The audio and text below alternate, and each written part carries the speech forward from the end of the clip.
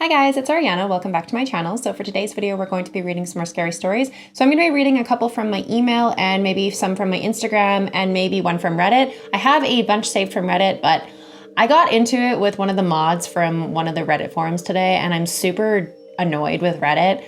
I understand that each Reddit forum has like different rules and stuff, but you're supposed to ask Reddit authors their permission before reading their story. Obviously, you need to get permission, so that's what I did. So I left a comment on one of the forums asking if I could read their story. And this mod was power tripping this morning and completely banned me from one of the Reddit forums. I can still read it and I can still message people. I just can't comment on anything or post anything in the forum. And it's just super stupid. Like, if your day job is to be a mod on Reddit, you need to get a life. Like, seriously. All I did was make a comment asking if I could use your story. And they had a huge pinned thing in the sidebar saying you have to ask permission. So I don't understand why making a comment is any different than sending a DM. I'm just super annoyed with Reddit right now. So I'm going to be reading some of my emails and some of my DMs because fuck Reddit right now. I'm pissed off. But as per usual, I have my wicked candle in here making the whole room smell like caramel apples. And let's jump into some of my emails because I do have a couple that have just been sitting here for quite a few months. So this one is actually from like a year ago. So I'm sorry it's taken me so long to read my emails, but let's jump into it. I'm not gonna say names or anything, I'm just gonna jump into the story. When I was about 5 years old, my grandmother showed me pictures of my 2 aunts and her. When I looked at the picture, I saw more than 3 people.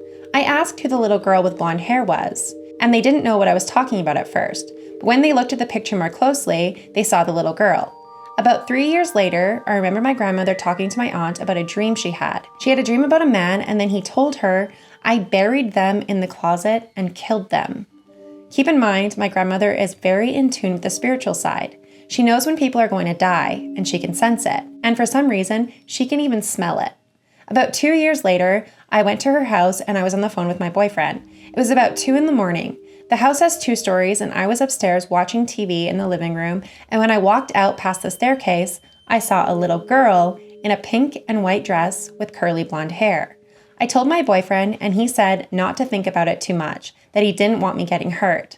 To be honest, I really didn't think much of it, but I sat on the recliner and I looked at the kitchen and I automatically felt something rush toward me and choke me. I honestly thought I was about to die. I didn't sleep for 2 days after that, and my mental health had a very noticeable decline.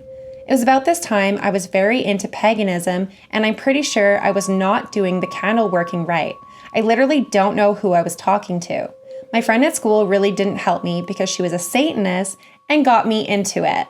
She made me feel like worshiping Satan was going to fix all my problems, but I started having spiritual attacks and I didn't come out of my room for about a week. I got to a very low place in my life. My dad said during this time he actually was very uncomfortable to be around me. My dad said when he walked into a room, it felt cold and dark. In June of 2022, I went to Nicaragua. I'm sorry if I said that wrong, I don't really know how to say that. I stayed there for about a month with my grandmother and grandfather. During the last 2 weeks, something weird happened. I kept having dreams about a car crash. My grandfather had his friend over, and her name was Gay. And this was the first time I ever met her and one of her friends. Gay's daughter had a birthday party, and she was turning 5. Her friend was over at the party with her daughter, and they seemed very happy, and she was texting her husband, and she was having a great time. I told her about the dream of the crash, and she told me that she was probably just stressed. The next day, we went to her house, not for fun, but to comfort her after she lost her husband in a crash the night before. So they had like a premonition of the car crash almost. That's really, really scary. So thank you so much for sending me those stories. Those stories were really crazy. But thank you so much for allowing me to read your story. And let's jump over to the next one. Here's one of my paranormal stories. When I lived in my old house out in the city when I was younger, we had a duplex house. The one where people lived upstairs and others lived downstairs, and there would be a staircase joining the two if the upstairs neighbors wanted to come down and see us in the lower part. We had 2 separate families living up there, being my aunt and uncle from my bio dad's side, who had separated from my mom, and then a childhood family friend. There were no longer any families living up there, so my stepdad and my mom decided to make it into one big house. I had one of the bigger rooms, and right above it was the attic. There were times when I would hear people up there whispering and talking when absolutely no one was up there, and I heard boxes being moved around or furniture being moved when I was in my room or my stepdad was downstairs. I thought, okay, that's not too scary, but boy was I wrong. I was sleeping one night and I saw almost like a face coming through the floor. I freaked out and I hid under my covers as I was only about 10 at the time. This was the first incident. The second incident was when I heard a little girl laughing and playing up there when no one was up there again. So when my dad was outside doing some yard work, I went up there and I saw her. Her being a little girl, she was hiding as I had scared her. Besides her was her pet, an all-black cat, but not just any normal black cat. This one had part of its head missing, and you could see part of its brain. I called out to her not to be afraid, that I wasn't going to hurt her, and I heard your cat up here playing and got scared myself, but I decided to come check it out anyway. I told her my name and it was nice to meet her. I smiled, and that slowly made her gather up the courage to come out from her hiding place. I couldn't believe my eyes when I saw her. She had long brown hair and blue eyes, and she was about 5 feet. She wore one of those little cute blue dresses that had a black bow on the top of her head. She introduced herself to me as Cindy, and her cat's name was Ellie. I asked her if she was real, and she shook her head, sighing and looking down. She then spoke the words out loud, that she died and that she was a ghost, and that was her cat. We died in this house as it was being robbed because one of the robbers found us. He shot my cat in the head. I'm sorry if it scares you. I've been watching you for a while, wondering when you were going to be able to see me and him. We have both been lonely and wanting to play with you. I must have looked terrified after she said those words, because she followed them up with, well, we don't mean to play with you in that way. We aren't bad ghosts. I relaxed a little, and now her, me, and Ellie are friends. She is attached to me, and so is he. They follow me everywhere I go and give me privacy when I need it. I found out at the age of 10 that I was a medium and also see a veil to the other side. I can see and talk to spirits and help them cross over if they want. You can mention my name in YouTube if you want. This is just the first paranormal encounter I had, and I do have more if you'd like to hear them. Please feel free to ask. So I reached out and I said, yeah, you can send me as many stories as you want, but that's the only story they've sent so far. So thank you so much for sending that. That was really kind of a cute story that you ended up becoming friends with her and like the little ghost and the cat, but at the same time really sad, because that is just a really sad story that they died in the house when they were so young. So that is a really sad story, but thank you so much for sharing, and let's move on to the next one. I'm 25 and I'm Portuguese. I had some creepy things happen to me when I was younger, and I know you like to read short stories, so here are some of mine. Here's the first story. When I was a little child, I was in the bathroom with my mother, and I didn't have anything interesting to do. So I went near the window and I opened it to look outside. Something you need to know first. At the time, the window had frosted glass, so I couldn't see out of it. My house was near a grove. It's now gone, thank God. When this happened, I was about 10 p.m. and the street lights and right in front of my house. So the grove was completely dark. My house is very isolated. So back to the story. I opened the window and I looked at the grove, which was pitch black, except for 2 bright round lights in the middle of the trees that were like 4 to 5 feet from the ground, as big as tennis balls, and were separated horizontally by about 8 or 9 feet from each other. I saw them as soon as I opened the window, and I looked at my mom and I asked her what it was. She came closer to the window and stared at it for a little while and told me to just close the window. We were freaking scared. I closed it and I went to the living room to call my dad, and when he came to the bathroom to see it, it was gone. To this day, my mom and I still don't know what the hell it was. Also, during all the time we stared at it, it didn't move an inch, and the light was uniform all over and not very intense, which makes me think it wasn't anyone with a flashlight, especially because if they were people, they would probably turn off the light when I opened the window. Personally, I believe it was some kind of creature's eyes glowing in the dark, a really huge creature.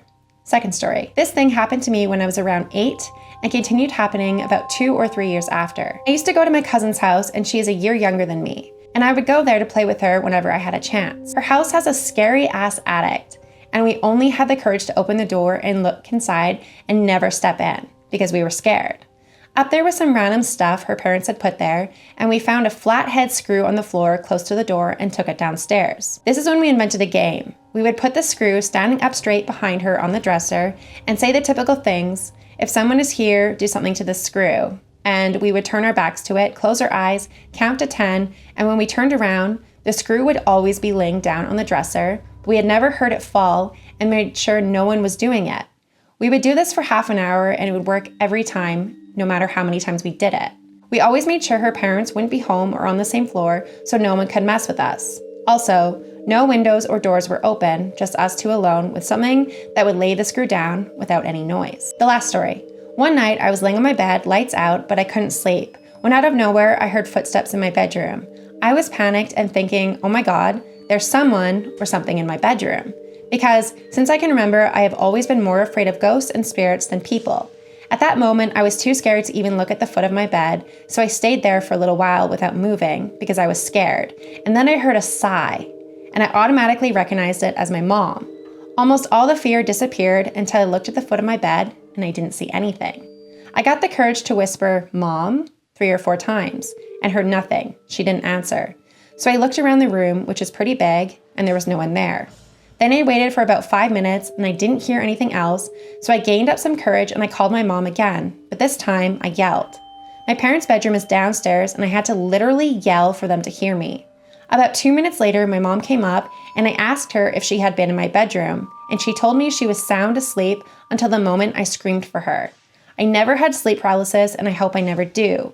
Also, I could move around during all of this, and I remembered that I hadn't fallen asleep until the point that I was wide awake during it all. These are some of my paranormal stories, and I really hope you liked them. So thank you so much for sharing. Those are really creepy. I definitely don't like hearing things in the middle of the night that you can't explain. That always just freaks me out. I'm hoping you haven't had anything else happen to you, but if you have, please feel free to message me because those are really creepy. Okay, so we're about at the 14-minute mark, so I think I'm gonna read one more from my email because this one is fairly long. So they said, I was told I used to lay on my belly as a baby and speak gibberish to someone under the closed doors. There was a good handful of times around this age as well where no one would be in my room but toys would go off by themselves. When they had little gatherings in the living room with family members, they would hear the alphabet toy spell something and never actually paid attention to what it would spell. Dad told me about one time when he couldn't sleep and he was watching TV in the living room and he heard, "Elmo's not ticklish there," and "Road Trip" come from my room in the late hours of the night. The first one was the alphabet toy. God forbid I ever actually have to remember the name of it. And the second one was the Tickle Me Elmo, which from what I remember, I was like 7 when I gave him up. So correct me if I'm wrong, please. You have to actually tickle him for him to say that. The third one was a car ornament thing that hangs inside the car, and when you drive, it swings back and forth and goes road trip. And his name was Road Trip Sam. You have to move him. He's a motion sensor. So Dad's like, no one should be in there, and goes to look, turns on the light, and sees nothing. Goes back to sit down, and hears, "Elmo's not ticklish there" again. Road trip. So he gets up, turns on the light, looks, and nothing. He goes back and sits down again, and it happens again. He then turns on the light and says, "Okay, that's enough, cut it out." And it stopped. My grandma's cousin, who owns the house now after my mom passed, thinks this was our late cousin who she saw in that room one time, and now she refuses to go in there. Which, me too, if I was fully aware that I was face to face with a dead relative. One of mine that I remember, and a lot of people have tried to debunk, we were on the upstairs part of the house because it's a 2-story style, and the only way it could have been someone pacing on the street or outside the house was if they were on the neighbor's roof. But I saw a shadow in the moonlight for a few seconds, and it didn't really scare me because I didn't feel threatened. It didn't even really seem aware, but he kind of looked like he had an old-timey army clothes on from the way the clothes laid on his body and the way the hat looked. And he just paced back and forth, and I always waited because it fascinated me that there was this disembodied shadow at that age. I didn't think I realized why when I woke up my mom and asked what the shadow was. She watched me pointing into the moonlight and asked me what shadow because she couldn't see anything. When I would show her the shadow pacing, apparently both my parents asked me to describe it, and when they asked who would have been there, someone goes, "Do you mean Uncle Jack?" I later learned that's who that could have been because they couldn't think of anyone else. This one happened around the same time as me waking up my dad. This is the wholesome one. My mom was watching the Adam Sandler movie Click, and she had just finished it, turned off the TV, and went to get ready for bed. Then she heard voices coming from the living room. She walked out, and Click had started over. Okay, maybe she just didn't turn it off all the way. She goes over to the TV DVR and turns it off, goes back to getting ready for bed, and she hears voices coming from the living room again. She goes out, and Click has picked up where she turned it off from. She knows she turned it off, and she turns it off again. Goes back, voices in the living room. So she says, "Okay, whatever you are, knock it off," and turns it off, goes back to getting ready for bed, and it didn't happen again. It happened right after her brother passed away, and to this day, she believes that was him getting one last laugh of his baby sister before passing.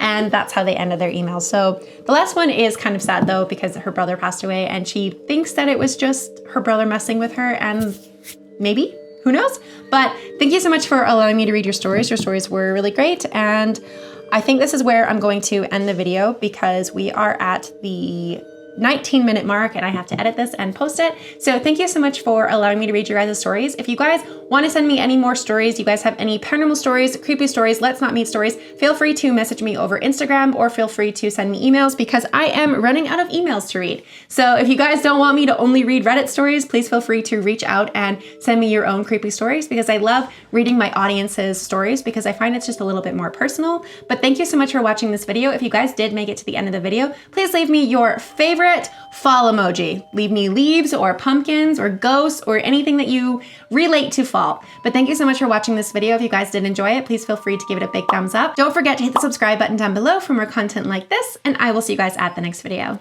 Bye.